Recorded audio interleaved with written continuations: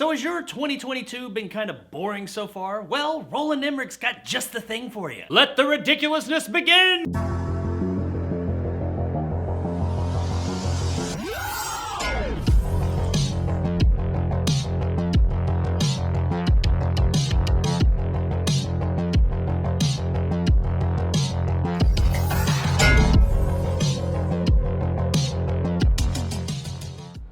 Moonfall is brought to us by director Roland Blow the Shit Out of Everything Emmerich and stars Patrick Wilson, Halle Berry, and John Bradley. A mysterious force knocks the moon from its orbit around the Earth and sends it hurtling with a collision course with life as we know it. Now, with a synopsis as ridiculous as that, you know that you are watching a Roland Emmerich film. Emmerich has brought us such classics as Independence Day, The Day After Tomorrow, Godzilla, 10,000 BC, Independence Resurgence. Okay, so as time went on, maybe the quality of his films has declined a bit. But this is none of that. This is supposed to be his triumphant return to disaster movie awesomeness. So is it? Is this his triumphant return? Was he able to craft a smart, thought-provoking, deep narrative for us? And the answer is no, he was not. This movie is dumb as fuck. It has ridiculous characters, a ridiculous story. The entire thing is just fucking ridiculous. An asshole right here on my elbow makes more sense than this fucking movie does. However, what else this movie is ridiculously fucking fun as hell. This movie was fucking awesome. And before you keyboard warriors get all started down in the comment section telling me about how fucking stupid this movie is and how many inconsistencies there are and how scientifically it doesn't make sense, I know! But you know what this movie does do? It does what a form of entertainment is supposed to do. It does what Roland Emmerich did so well so many years ago. Imagine it just for a moment. Step away from 2022 for just a second and go on back to a bygone era of 1997 and look at this ridiculous as hell movie and you will see what it does that many other movies do not do, regardless of how fucking stupid and ridiculous it is that it, unlike so many other movies nowadays, does not have a message or some type of commentary on society. No, what it does is what a form of entertainment is supposed to do, and it fucking entertains. Are you not yet entertained? Yes, I was fucking entertained as hell at this movie. Holy shit, as I've already said more than once in this review, and we're just here at the beginning, this movie is dumb as a fucking bag of rocks. But oh my god, this was the most fun I've had in a theater in a long fucking time. It's not saying anything. It doesn't have some deeper meaning. It's not bogging us down with a bunch of fucking bullshit. It's not reality. It's fucking fantasy, and it is so much fun. There's not really a lot you need to know about this movie. There's not a lot to find out about it. Sure, what exactly is going on with the moon? That's a mystery, and it's a mystery that they kinda sorta keep closed off until the end of the movie. But he does, much like his older movies like Independence Day, give us little breadcrumbs as it goes along. It's not like a total mystery until the very end. We find things out about what's actually going on. There are some big things that come to light earlier in the film about the moon and what's going on with it. It's not like we know absolutely nothing and then in the last 10 minutes,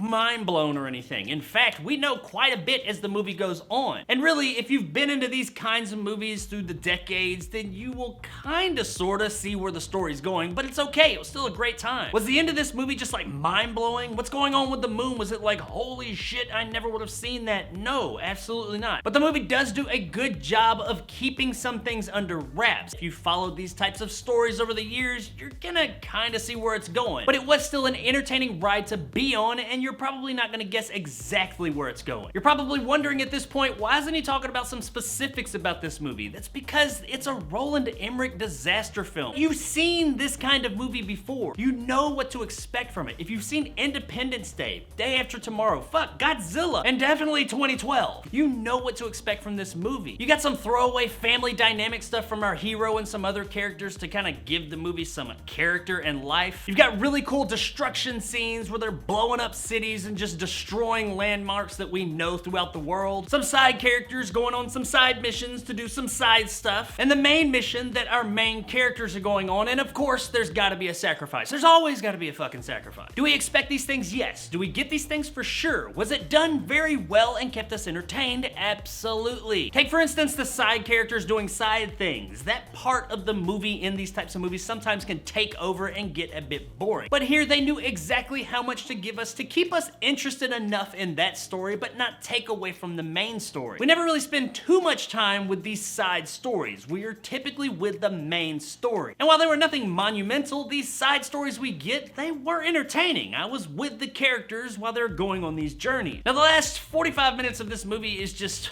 fuck yeah, man. That's really all I can say about the last 45 minutes of this movie. It's just fuck yeah. I guess I could talk about performances if you like. I mean, they're what you expect from these kinds of movies. Everybody does a good job. I mean, they do exactly what we need them to do. I will say that John Bradley, of all people in this cast, stood out the most to me. He played a character that typically in these movies would be really grating and annoying, but here, no, he was very likable. I really liked this character, and I like where his character ended up going. Patrick Wilson is continuing on his journey of being quite the leading man, and Halle Berry. Wow, Halle Berry? I mean, yeah, this is a dumbass, ridiculous movie, but good job in this one. Halle Berry's really hit or miss with me in some movies. Sometimes I think she's fantastic, other times I'm like, what in the fuck were you thinking? And this one, I thought she was really good. We got a lot of other actors in the film as well doing stuff, and they're fine at that. None of them really truly stand out. I will say that Michael Pena, he doesn't really stand out as much as he typically does in movies. This is the first time I've really seen him play a character that is just a straight up douchebag for the most part, and that doesn't really work with his style, I'll say. That's not to say his performance was bad or anything. I mean, it was fine, but anybody could have been it. I don't really see why they have Michael Pena be this character, because he wasn't able to do his Michael Pena-isms for this role. Overall, it's what you expect. Everybody did a really good job, and John Bradley did a fucking great job. We can talk about the special effects, but I mean, shit, this movie probably costs like over $200 million, and it's a Roland Emmerich flick. It's a big budget Hollywood movie. You know it's gonna look good, and it does. Are there a few CGI shots that stick out here or there? Sure there are, but I mean, the movie's like fucking 80% CGI, so yeah, you're gonna get some of that. Overall, the movie looks fucking great. I really don't know what else I could say about this movie. This movie was just fun. That is what it set out to be, and that is exactly what it was. If you can set aside that 2022 cynicism that a lot of us have towards movies nowadays,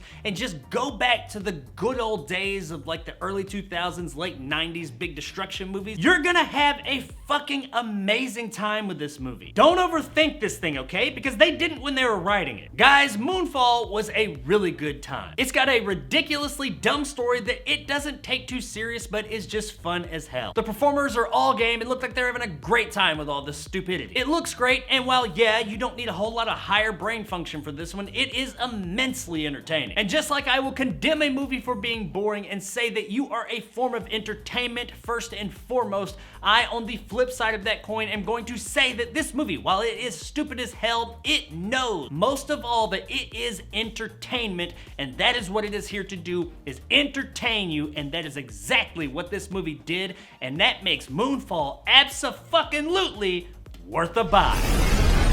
Do it! Do it! Show me the money! Do it! You motherfucker! So, Show me the money! do it. You thought I was gonna say unicorn, didn't you? I thought about it just to fuck with people, but not quite. It is, however, great fun. So if you're looking for a damn entertaining movie for the night, then check out Moonfall, and I think you're gonna have a fun as hell time with it. So there it is, guys, my review of Moonfall. If you enjoyed and want more content like this, hit that subscribe button and help my little channel grow. If you want to help out the channel, check out my Patreon in the description below and become a jarhead and get some of the awesome benefits that go along with that, like these guys, and possibly join my top tier and become a bad motherfucker like my man Greg C and Dragon Khan. If you like video games or you just want to see this dumb motherfucker right here dancing around like a goddamn idiot, then check out my new gaming channel, Jag. Link in the description. Any support is appreciated. If you liked what I had to say, give me a like. If not, let me know in the comments below why. And as always, stay sexy, the moon. Hang on! Everybody, hang on! I'm gonna get you home! So this isn't really like important to the movie or anything, but there was something in this movie that I took note of, and that would be if I got any fans out there of Contact. You know, the mid-90s Jodie Foster flick from back in the day? Anybody? I mean, seriously, there's gotta be somebody. But those of you that are at least familiar with Contact, there is a subtle, not really subtle, it's in your fucking face, callback to that movie in this movie, and I thought it was pretty cool. What makes it even better is that Moonfall doesn't even try and cover up the fact that it's from Contact. They don't even try and make it kind of their own. They're straight up just ripping off Contact, and they don't give any fucks, and I love them all the more for it.